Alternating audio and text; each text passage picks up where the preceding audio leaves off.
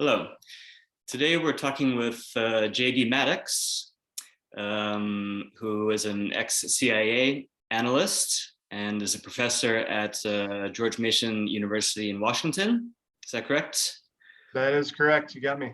Okay. And you're an expert in misinformation, disinformation, and how to counter that. I have one maybe silly question, but what is the difference between misinformation and disinformation? At its core, the difference is intent. So disinformation is intentionally malign information. So you're intentionally putting it out there in the information environment, intending to alter the conversation malignantly. Okay. And misinformation then would be? Misinformation could be a whole gamut of information that is used incorrectly or is simply misunderstood and used in the environment. Okay. And so where do you, as citizens operating in the public sphere, let's say, where do you see the most examples of misinformation? Where do we encounter misinformation, disinformation in the public sphere? I think there's a huge range of uses of disinformation. Some of it is, intentionally used by foreign governments, such as Russia and China, with their intention of trying to alter the conversation about their own policies or trying to push foreign audiences in a certain direction. For example, both the Russians and the Chinese had pretty strong COVID-19 campaigns where they were pushing disinformation about the U.S. vaccines and that sort of thing. And then there's the misuse of information for commercial purposes. So there are a lot of companies that push malign content about their competitors, but there's also a number of organizations and individuals that push disinformation with the intention of altering the market. So they want to manipulate the market and make some money off of it. So there's a huge range of the use of disinformation, and a lot of it is fairly opportunistic. Right. And so what are some of the cutting edge technologies that are used that you refer to in some of your appearances in the media and on your LinkedIn profile, for example? What are some of the techniques, methodologies on the cutting edge that are being used today? Yeah, so they're again, these organizations are essentially dabbling. They're experimenting with different technologies as they go, very opportunistically, and they want to see what works. So at the sort of bleeding edge of technological uses, you could potentially see video deepfakes, audio deepfakes, and text deepfakes. So everybody's familiar with video deepfakes, the swapping out faces on top of different video. Right. But to me, one of the most concerning issues is text deepfakes. So it's the synthetic text generation that is a real problem. So there are a couple of systems out there that you can use to rapidly generate fake news reports that look very convincing. So they include quotes, they refer to what appears to be very factual information. They refer to experts, and you can set one of these up in seconds.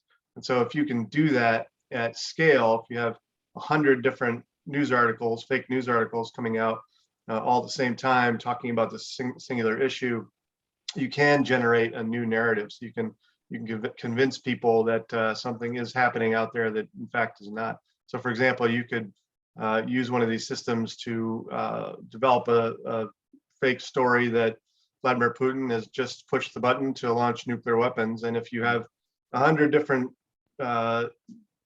generated news stories out there, it becomes a little more convincing, or at least it becomes a little bit confusing about what's going on in the information environment. So those generation systems are really a concern. But the fundamentals of disinformation and misinformation are pretty steady. And in order to create a convincing story, you're using the same fundamentals, the same techniques and tactics that have been used for hundreds of years. And the Russians seem to have a playbook. So they're really good at, for example, developing a narrative of, cultural unity with their former Soviet Union satellites. So, they'll develop out this narrative and convince people in countries like Ukraine and elsewhere that there is this cultural unity with Russia. And then they'll start to really manipulate that for their own purposes, whether it's trying to get people to adhere to Russia or whatever else they want to do with it. Okay, and as citizens, as users of social media, for example, how can we verify information, and how can we and are there techniques that are being used to educate the general population about misinformation, so that the actual users of social media don't have to proactively verify it themselves? Can you speak to that? Yeah, so there are a number of tools coming online. Some of the most promising are the ones that don't require the information consumer to take any extra steps. So, if the information consumer is required to click on a button or to do their own investigation or whatever else to try to understand whether something is true or not, they're just not going to do it. There's no incentive there to challenge your own thinking. And so, that's one of the core problems of disinformation, is that there's no incentive to disprove your own misconceptions about something. So systems that help us passively see when disinformation is in the environment are very useful. And some of the best of these, are flagging content or whatnot within social media itself. But you got to be really careful with these things. Fact-checking systems have their limits because each fact-checking system is inherently subjective. There's a person behind that fact-checking system, and they are making a decision about content. And so judging content is a real problem for governments, for commercial organizations, for academic organizations. It's a real problem. So the social media companies have really leaned on systems that judge the technical or mathematical inauthenticity of content. So, content that, clearly represents some sort of manipulation, but they're not judging the content itself, because that's the trap we can fall into. But then there are longer term technological fixes and really educational fixes. I think governments are really coming around right now to the idea of more digital literacy and media literacy. And I think that's really important. If we can get to a place where people have been trained and educated on what disinformation looks like, what are core journalistic standards, what should they look for when they're encountering a social media post or whatever else it is, that's a good place to be. And some of those media literacy tools are being gamified, so you're seeing more and more games coming online that people can easily get into, and they're kind of fun. Sometimes they're a little goofy, but they can be kind of fun. And at least for kids, they start to give kids a sense for what they're potentially going to encounter, and that's kind of meeting people on their own terms. Gamified things are much more accessible to younger generations than just telling them disinformation exists. Right. Within social media, and talking about extremism, why do you think social media makes everybody so angry? Well, I think there are a couple of reasons. I think, first of all, there's some incentive for outrage on social media. So some of the algorithms that have been used apparently actually score outrage higher than other modes for postings. And so the social media platforms will amplify those postings more than others. And so if outrage is incentivized, that speaks to the deeper problem. But but it's also a system that that allows anonymity, and so Right. we as humans feel more able to speak what's on our minds, and to say things that we wouldn't normally say in social settings where we are not anonymous. And so the whole system is incentivized to put ourselves in a position where we're saying the wrong thing, where we're trying to create more problems. Rarely is social media used for very positive purposes. And even when it is, it appears to be, a little bit self-glorifying for the most part. Okay. And like on a human level, how do you engage with people that are like under the effect of disinformation or for example, in Europe, we have this problem with Hungary and Poland, and their drift towards what they call a liberal democracy, authoritarianism. How do you engage with voters there that might not be the hardcore, the hardcore base that you're not going to change their mind, but how do you talk to somebody like that? How do you engage with them in a way that could help open their mind or change their minds and see that? It's going to be, it's really, really difficult to respond to an existing narrative, a disinformation narrative, and to try to convince people that it's untrue. It's very difficult to enter a conversation that's already going on and to referee that conversation. It just doesn't work very well. And it's very difficult to do that as a government or sometimes as an NGO. Mm-hmm. So that's a real problem.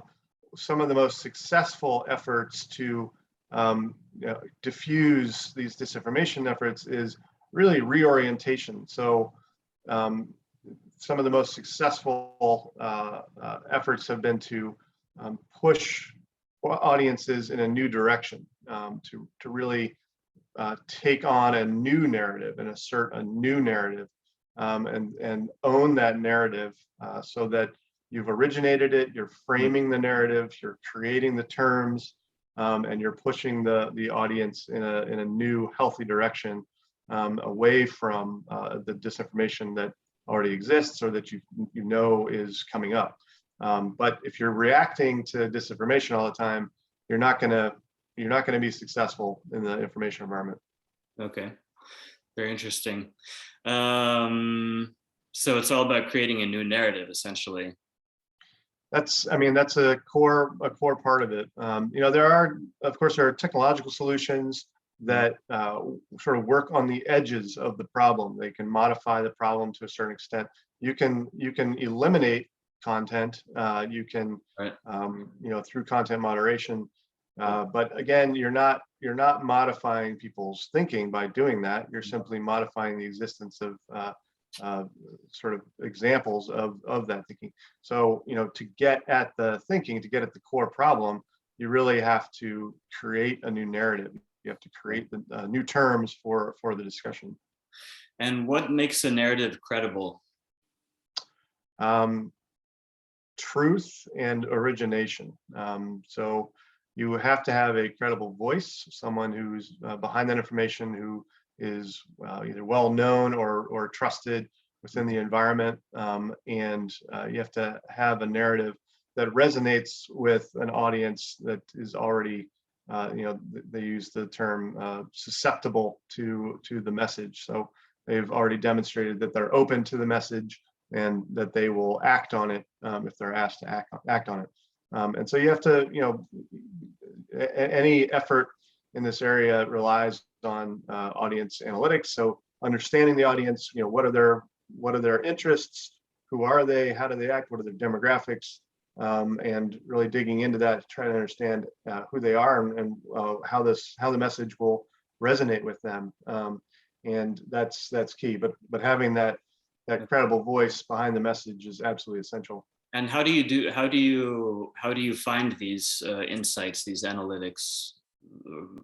Well, there's a whole array of technological resources. So there's a ton of data out there on what's going on social media, what's going viral, what people are responding to. And, some of this is, wide open information. There's nothing, unusual about using it or harmful about using it. It's the same information that, advertisers use to understand their audiences. And so, it's potentially very useful. You have to be careful about, accessing people's information and making sure you're not going too far. You're not digging into their personal lives and storing that, and conflicting with ideals of personal privacy and ideals of free speech. That's one of the complexities of developing out these efforts. Okay. Great. This is all very interesting. Who are some of the main players as far as associated organizations that are dealing with anti-disinformation campaigns? There's a very long list now. Okay. Of organizations that have either been doing this for a long time or are getting into it right now.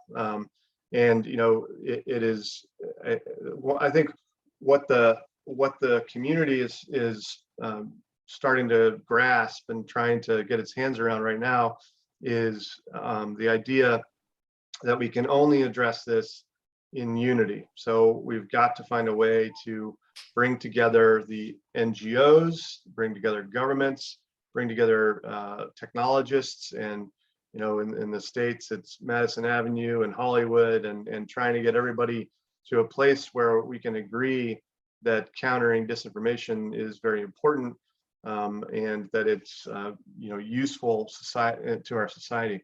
And bringing together all of those components has been one of the complexities, not just in the States, but elsewhere, Europe and everywhere else. But that list is extraordinarily long at this point. Okay. Well, I'll follow up with you later about some of the specific organizations. But JD Maddox, it's been a pleasure talking to you. Thank you very much. This is all very insightful information. And I hope to see you soon. Likewise, thank you. I appreciate it. Okay.